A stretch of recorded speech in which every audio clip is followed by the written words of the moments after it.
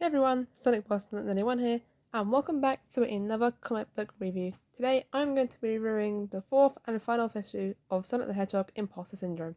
So without any further ado, let's get straight into this comic. There will be spoilers ahead for those who have not seen the preview pages.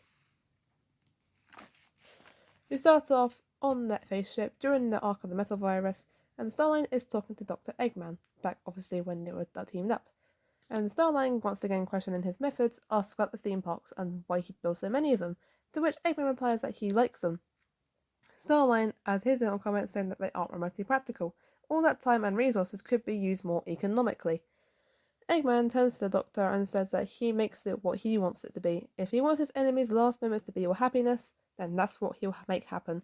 And Starline says those are words to live by, to which he still finds inspiring to this very day, as he's giving one of his speeches saying that the sun will rise on a new era, one where he's in control. Well, they're in control, but you know that Starline's going to take it all for himself. Come on.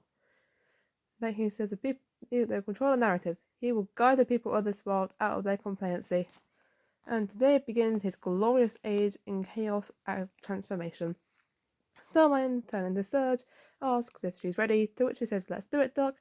Starline turns to Kitsunami, who points his ears up saying he's ready. And Surge is still on the plan of killing the guy after finding out what he's actually really like. Starline, activating his speed on the Striker, says, "Let's begin," as they go straight to the base to invade it. Sorry, I'm just giving you guys a little look there. So Starline uses his flight to go straight through the Badniks. Surge, obviously being the powerhouse that she is destroying them. Kit comes in for support from a coconuts attack, and then fires it straight back at him to destroy him. Then one of the massive hammer guys gets show up to attack Starline, but Surge comes in for the rescue as she literally obliterates the guy in literally one massive spin dash. Starline, obviously trying to use his heel spurs, is doing no damage whatsoever, and Kit's just... poor Kit, he cannot catch a break, can he? Starline, activating the speed once again on the Striker, goes straight inside the base to upload the override program, and he points to them saying, "Oh, take out the Badniks while I'll do this." And then Kitsunami says, "Yes, sir." And then Kit, doing his adorable little faces that he usually does, and Surge being the meme faces, questions that they must make enough distraction so Dr. Eggman doesn't realise the systems are being compromised. And then Surge is, "Oh, my issues with Starline aside, I do like the part of the plan of just destroying things and having no holdbacks." And then he gets Kitsunami to hold on to him as she literally goes right for the light speed. And poor Kit once again. The guy just cannot catch a break, can he? This is where the previews ended, by the way, so there are spoilers now. Kitsunami's still hanging on to Surge, asks if it's okay that they're using Starline's plan against him, and Surge just basically nods. It's like, "Yeah, whatever. The only person you should be loyal to is me." Look at that little duo. They're so cute. I don't want them to break apart. And then they go straight for the attack. No holdbacks, no nothing. They are proving what they can do. Meanwhile, we've got Orbot and Cubot returning from their little holiday. I said that in quotation marks, as if you remember from issue 40, they got thrown off a biplane and straight into the water. These poor guys, we haven't seen them in a hot minute.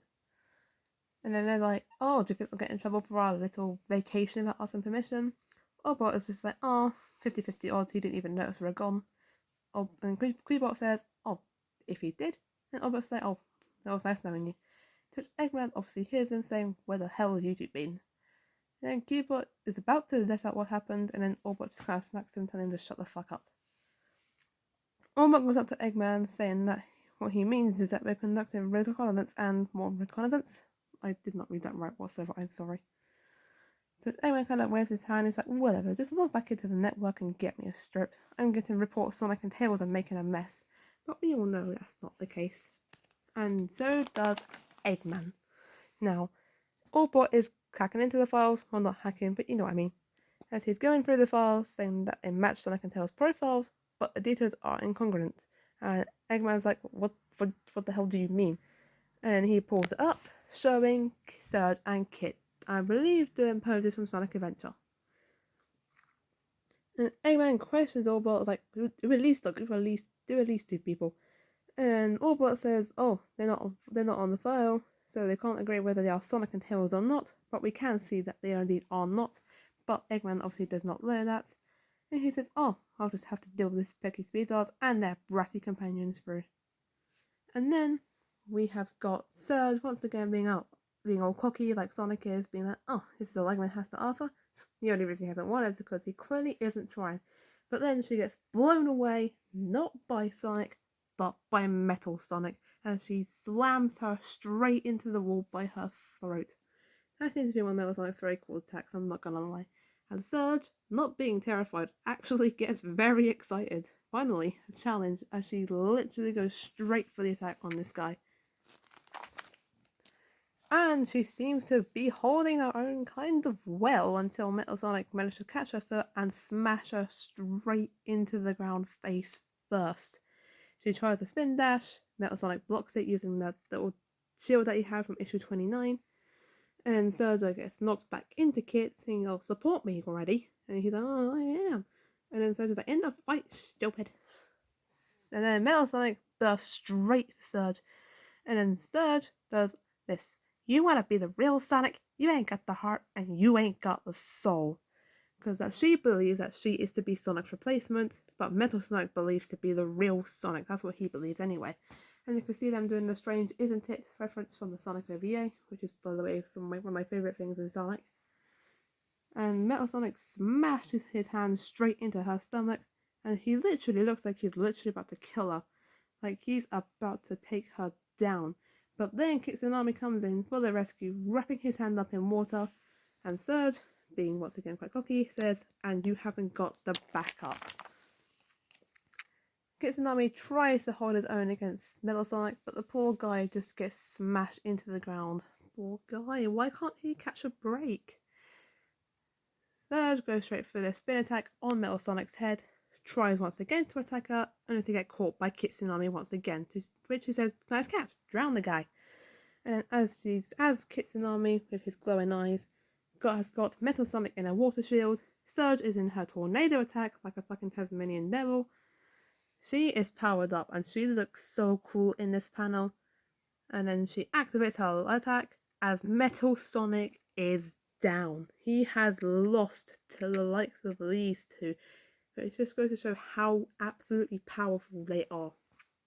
And then Surge, once again with her little references, says, you'll never be the real Sonic because I'm going to replace him. And you're not even good enough to be my fake. Straight up Sonic 2 Shadow reference. And then Surge asks Kit, are you okay? How's your head? Kit replies, yeah, he's fine, he's happy to help her. And then she says, ha, we're going to get along just fine. Which is very cute. I don't want these two to break apart whatsoever. Eggman is obviously very, very pissed off about this, as he's like, well, dare you? Sonic Switch was bad enough, but at least he shows some respect. And then Cutebot coming in just to ruin more things as he usually does, says that he's just noticed another weird login. To which that was none other than Dr. Starline, and Eggman is not happy about this in the least. He's like, Dr. Starline? And Eggman replies, oh, salutations there. Surprised by my return, and he's got his hard drive ready for this override. Starline is looking very sinister, and he is very happy to be doing this. Eggman is like, no, you're just a manner of it. You're supposed to be coming back, bowing and scraping for daring to sass me, not skulking around on my servers, and what are you doing? To which Starline points straight at the overriding program, and he says that he's succeeding him, as now all the bandits have now been taking control of this, and they're all getting called towards the base. And if you remember issue 49, Sonic is sleeping, and this is where Motive Budge got attacked. This is now Surge and Kit, they're now okay, they don't have to do any more badniks because they have been taken control of. And even poor Orbot and Cubot have been taken over by this. They're saying that they're being confined, and that the Master commands it. That Master being none other than our purpose boy, Dr. Starline. Eggman is obviously very pissed off about this as he smashes Orbot and Cubot straight into each other as he starts to open what seems to be some sort of trap door as he jumps straight into it, almost getting grabbed by his own badniks. Starline being, well, Starline is getting carried around by the egg pawns to celebrate his little victory. And then Serge and Kit are just giving is this guy for real look. And Serge is like, oh, is this everything you ever hoped for?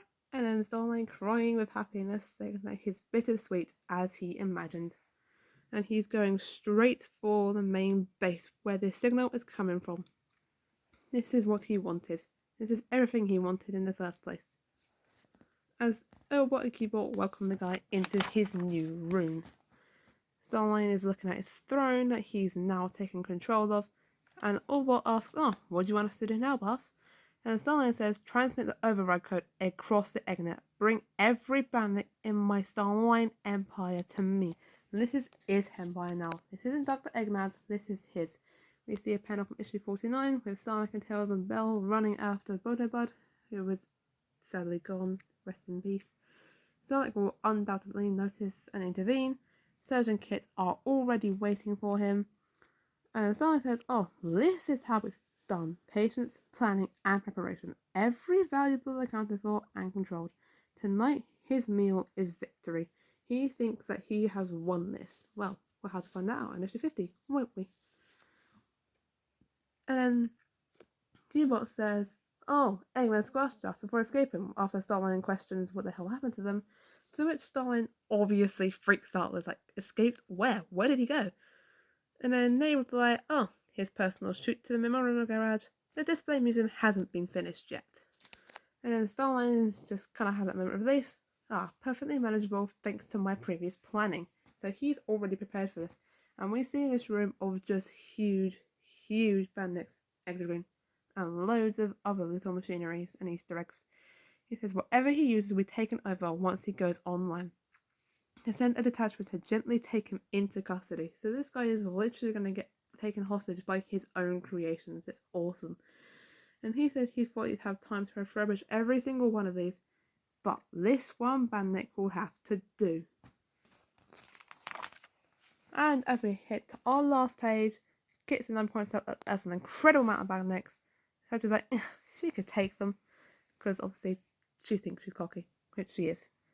And then Kit's like, oh, once we smack Starline and the others, and I'll get them all to reprogram and self-destruct. Well, half of them. I want to smash them most. Well, we'll figure it out. And then Kit's like, oh, what about Sonic? How will we handle him? And Taylor's like, oh, I'll handle Sonic, you handle Tails. And Kit's and is obviously kind of against this. He's like, but about what? Why? And then Sarge points out if the Eggman man that comes in Solo, we'll handle him like Metal Sonic. But if he's got the brat in tow, it's your job to keep him from distracting me. So Surge obviously just wants Sonic. She cares about nothing else other than to take out Sonic and Dr. Eggman and Starline. Less for later on. And as we hit our last panel of Imposter Syndrome, we've got Surge and Kit doing their final discussion. She says once the heroes and doctors are done, they're free to play it by the ear. Hunt down all their friends, topple every stupid city that throws them a parade, tear it down, just you and me, kid. Sound good? And then Kit says, sound good. And then we get our final panel next time. Sonic and Tails versus Surge and Kit in Sonic the Hedgehog issue number 50. And then we've got our cover A.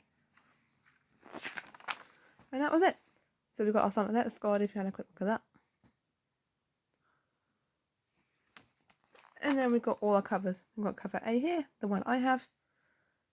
Cover B, in case you're wondering about this binary code, it translates to who, and this one translates to KO. And then we've got the cover Retail Initiative by Nathalie Bordering. So yeah, that was Sonic the Hedgehog Imposter Syndrome issue 4, the final one of the series. What did you guys think of this? Let me know down in the comments below. Thank you so much for watching this review. If you enjoyed it, please do leave a like on it and comments. Thank you for watching, and I'll see you guys in issue 50.